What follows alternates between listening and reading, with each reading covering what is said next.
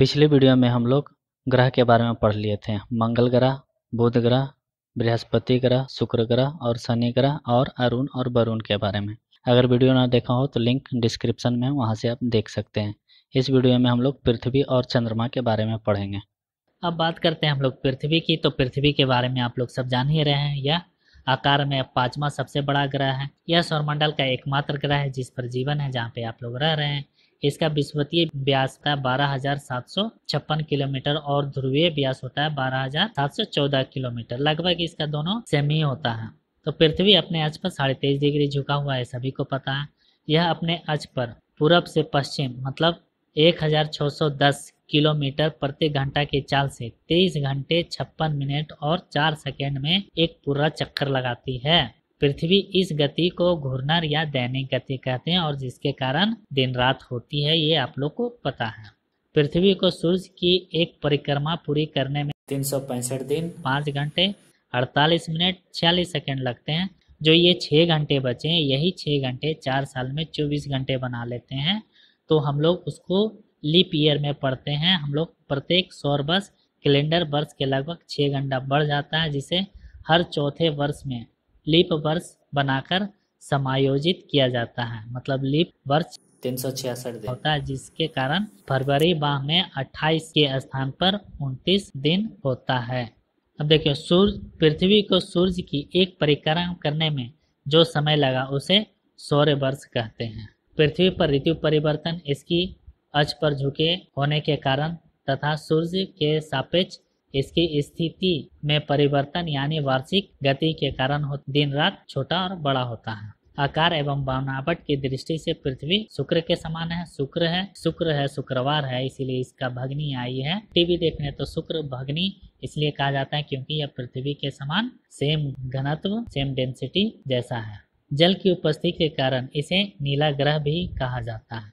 इसका अक्ष अपने कक्षा के सापेक्ष 66.5 डिग्री का कोण बनाता है। सूर्य के बाद पृथ्वी के सबसे निकट का तारा प्रोक्सिमा सेंचुरी है। देखिए, सूर्य सबसे नजदीक है और उसके बाद का जो नजदीक तारा है उसको प्रोक्सिमा सेंचुरी कहते हैं, जो अल्फा सेंचुरी समूह का एक तारा है। यह पृथ्वी से 4.22 प्रकाश वर्ष दूर है। तब देखिए, प्रोक्सिमा सेंचुरी कैसे याद रखेंगे। एप्रोक्स पृथ्वी के नजदीक है। एप्रोक्स तो पृथ्वी के सबसे नजदीक एप्रोक्स है, तो एप्रोक्स से आप कह सकते हैं प्रोक्सिमा।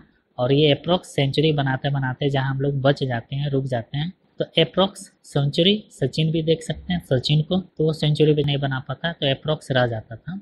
तो प्रोक्सिमा सेंचुरी से आप याद कर सकते हैं कि पृथ्वी के सबसे निकट का तारा है।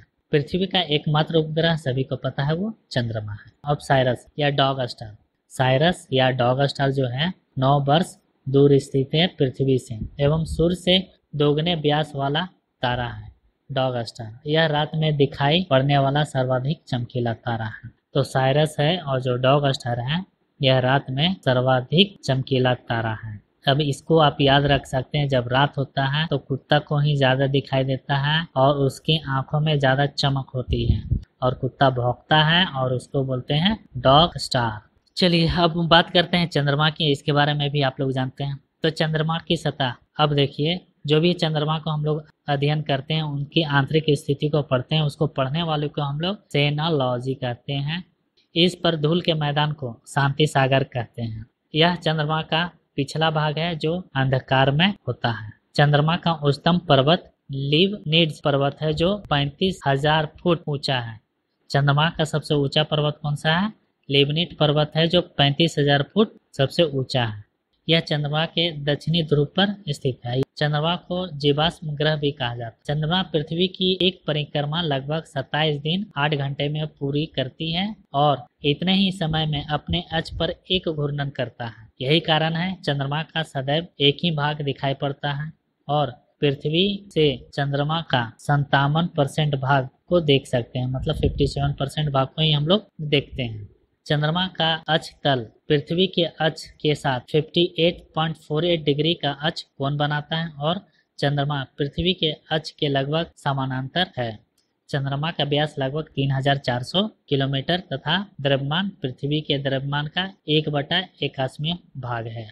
पृथ्वी के समान इसका परिक्रमण पथ भी दीर्घ वृत्ताकार है। सूर्य के संदर्भ में चंद्रमा की परिक्रमा की अवधि 29.53 दिन एवं 29 दिन 12 घंटे 44 मिनट और 2.8 सेकेंड का होता है।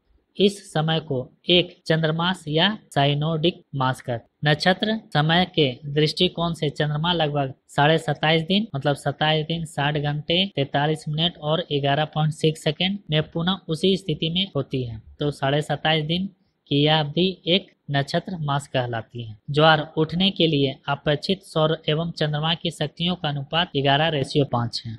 अपोलो जो एक अंतरिक्ष यात्री है वहां से मतलब एक चट्टान लाए थे, उस चट्टान से यह पता चला था कि ये भी पृथ्वी के समान ही इतना पुराना है और इसमें टाइटेनियम सबसे ज्यादा है। सुपर मून आता है, जब हम मून की बात कर रहे हैं तो एक सुपर मून आ जाता है।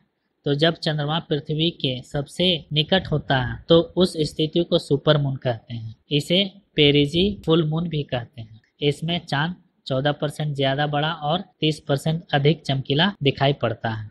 सुपर मून हो गया। एक दूसरा मून आता है जिसको हम लोग बोलते हैं ब्लू मून।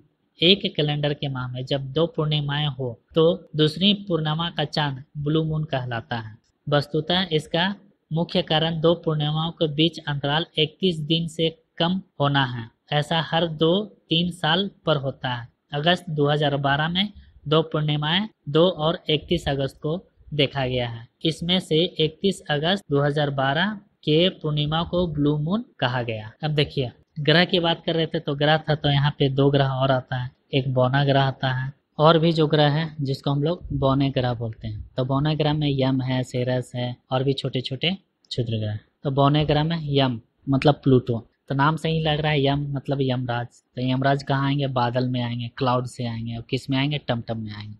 तो यम की खोज 1930 में क्लाइड टाम्बो ने की थी। क्लाउड से हो गया क्लाइड, टमटम से हो गया टम्बो। तो यम किससे आते हैं? यमराज किससे आते हैं? क्लाउड में आते हैं, टमटम से आते हैं। तो इसकी खोज 1930 में क्लाइड टाम्बो ने की थी। अगस्त 2006 IAU के सम्मेलन में यह कहा गया था कि यम को ग्रह की श्रेणी से अलग कर दिया जाए और उसे बौने ग्रह में डाल दिया जाए। इसे ग्रह से निकालने का कारण था आकार में चंद्रमा से छोटा होना। दूसरा कारण था इसकी कक्षा का वृत्ताकार नहीं होना। तीसरा कारण था वरुण की कक्षा को काटना। ये 3 कारण थे जिसके कारण यम को बौने ग्रह में डाल दिया गया। IAU ने इसका जो नया नाम दिया 134340 रखा है। तो इसको याद कर सकते हैं 1 और 0, 1 पहले और 0 लास्ट में, बीच में है 3434। तो 3434। अब यमराज घंटी बजाते हैं, पहला बजाते हैं फिर बोलते हैं तीसरा चौथा तीसरा चौथा, फिर 0 हो जाओ। तो 134340 रखा गया। दूसरा जो बौना ग्रह हुआ सेरस। अब सेरस आप सरसों का तेल याद कर सकते हैं। सरसों का तेल में आप प्याज भूनते हैं, तो सेरस इसकी खोज इटली के खगोल शास्त्री प्याजी ने किया था। प्याज से हो गया प्याजी, सरसों तेल में तो सेरस। तो खोज इटली के खगोल शास्त्री प्याजी ने किया था। IAU की नई परिभाषा के अनुसार इसे बौने ग्रह की श्रेणी में रखा गया जहां इसे संख्या 1 से जाना जाएगा। तो सेरस को संख्या 1 से जाना जाता है और यम को 134340 से जाना जाता है। इसका व्यास बुध के व्यास का लगभग 1/5 भाग है। और भी जो बौने ग्रह हैं जैसे कि चेरान, एरिस 2003 UV 303। अब बात करते हैं लघु सौर मंडलीय पिंड की। आगे आता है लघु मंडलीय सौर पिंड, उसमें आते हैं क्षुद्र ग्रह एस्टेरॉइड्स। तो मंगल एवं बृहस्पति ग्रह की कक्षाओं के बीच कुछ छोटे छोटे आकाशीय पिंड हैं जो सूर्य की परिक्रमा कर रहे हैं, उसे क्षुद्र ग्रह कहते हैं। अब इसे आप याद कैसे करते हैं कि कौन सा ग्रह के बीच में है? तो अब देखिए डे में Monday, Tuesday, Wednesday, Thursday, Friday. तो देखिए मंगल और बृहस्पति, शुरुआत किया मंगल, बुध और बृहस्पति। बुध इसमें गायब है तो समझ लो बुध ग्रह, एग्जाम्पल ऐसे ही बता रहे हैं, समझ लो बुध ग्रह ब्लास्ट हो गया। तो मंगल और बृहस्पति के बीच में ब्लास्ट हो गया तो छोटे छोटे टुकड़े में बट गए। तो ये हो गया छोटे छोटे आकाशीय पिंड में बदल जाना, और यही जो आकाशीय पिंड है वो क्षुद्र ग्रह कहते हैं। तो किसके बीच में है? मंगल और बृहस्पति के बीच में। क्षुद्र ग्रह जब पृथ्वी से टकराता है तो पृथ्वी के पृष्ठ पर, उसके सरफेस पर विशाल गर्त बन जाता है, गड्ढा बन जाता है। और इसका जो एग्जाम्पल है महाराष्ट्र के लोनार झील, ये इसी का एक एग्जाम्पल है। तो 4 बेस्टा एकमात्र क्षुद्र ग्रह है जिसे नंगी आंखों से देखा जा सकता है। एकमात्र 4 बेस्टा नंगी आंखों से देखा जा सकता है। तो नंगी आंखों से देखने के लिए हम लोग को क्या होना चाहिए? 4 और बेस्ट होना चाहिए। 4 और बेस्ट होना चाहिए, तभी हम इसे नंगी आंखों से देख सकते हैं। तो 4 बेस्टा। नेक्स्ट जो आता है धूमकेतु, जिसको बोलते हैं कोमेट। तो सौरमंडल के छोर पर बहुत ही छोटे छोटे अरबों पिंड विद्यमान हैं जो धूमकेतु या पुच्छल तारा कहते हैं। यह गैस एवं धूल का संग्रह है जो आकाश में लंबी चमकदार पुच्छ सहित प्रकाश के चमकीले गोले के रूप में दिखाई देता है। धूमकेतु केवल तभी दिखाई पड़ता है जब वह सूर्य की ओर अग्रसर होता है, क्योंकि सूर्य की किरणें गैस को चमकीला बना देती हैं। धूमकेतु की पूंछ हमेशा सूर्य से दूर होता दिखाई देता है। हेले नामक धूमकेतु का परिक्रमण काल 76 वर्ष है। तो यह अंतिम बार देखा गया था 1986 में। कौन सा? हेले धूमकेतु 1986 में दिखाई दिया था और इसका काल 76 साल वर्ष है, तो इसलिए 1986 प्लस 76, तो हमें अगला जो हेलो धूमकेतु दिखाएगा 2062 में दिखाई देगी। धूमकेतु हमेशा के लिए टिकाऊ नहीं होता है, फिर भी प्रत्येक धूमकेतु के लौटने का समय निश्चित होता है। नेक्स्ट जो आता है उल्का पिंड आता है, मतलब उल्काएं प्रकाश की चमकीली धाराएं के रूप में दिखाई देते हैं जो आकाश में क्षण भर के लिए दमकती है और लुप्त हो जाती हैं। उल्काएं क्षुद्र ग्रह के टुकड़े तथा धूमकेतुओं द्वारा पीछे छोड़े गए धूल के कारण होते हैं। नेक्स्ट वीडियो में पृथ्वी और उसका सौरिक संबंध के बारे में पढ़ेंगे। अगर हमारा यह वीडियो अच्छा लग रहा हो तो हमारे चैनल को लाइक, शेयर और सब्सक्राइब करना ना भूलें। वीडियो देखने के लिए धन्यवाद।